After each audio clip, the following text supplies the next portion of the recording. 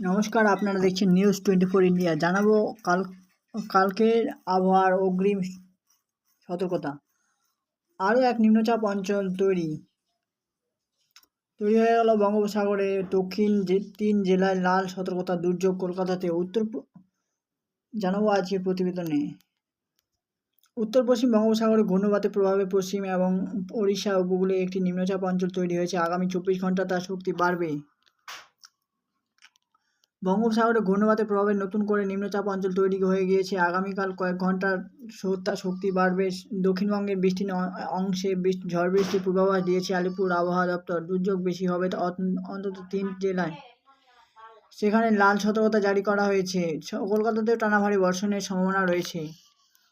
হাওয়া অফিসে জানিয়েছে উত্তর পশ্চিম বঙ্গোপসাগরে ঘূর্ণিবাতের প্রভাব পশ্চিমবঙ্গ এবং ওড়িশা উপকূলে একটি নিম্নচাপ অঞ্চল তৈরি হয়েছে। তার সঙ্গে ঘূর্ণিবাতটি রয়েছে সমুদ্রতল থেকে প্রায় 7.6 কিলোমিটার উচ্চতায়। আগামী 24 ঘন্টায় তা আরও উত্তর পশ্চিম দিকে সরবে এবং শক্তি বাড়বে। এছাড়াও বর্ষাকালীন অক্ষরেখা পাঞ্জাব, হরিয়ানা, উত্তরপ্রদেশ হয়ে নিম্নচাপ অঞ্চলের মধ্য দিয়ে পূর্ব বঙ্গোপসাগর পর্যন্ত বিস্তৃত। এর ফলে আগামী কয়েকদিন ভারী থেকে অতি ভারী বৃষ্টি হবে দক্ষিণবঙ্গে।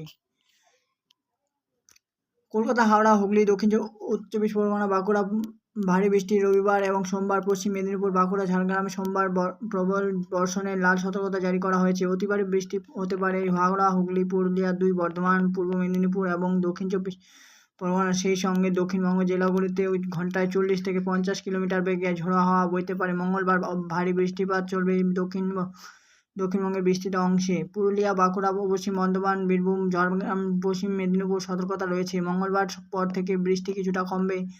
শনিবার পর্যন্ত বিক্ষিপ্তভাবে ভিজতে পারে গোটা দক্ষিণবঙ্গই।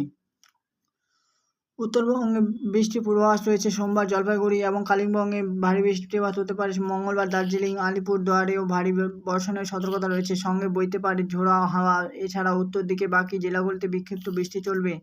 নিম্নচাপ অঞ্চলগুলোর কারণে উপকূলবর্তী সমুদ্রের উপর ঘন্টায় 40 থেকে 50 কিলোমিটার বেগে ঝোড়ো হাওয়া বইতে পারে। এর ফলে সমুদ্রে উত্তাল রয়েছে।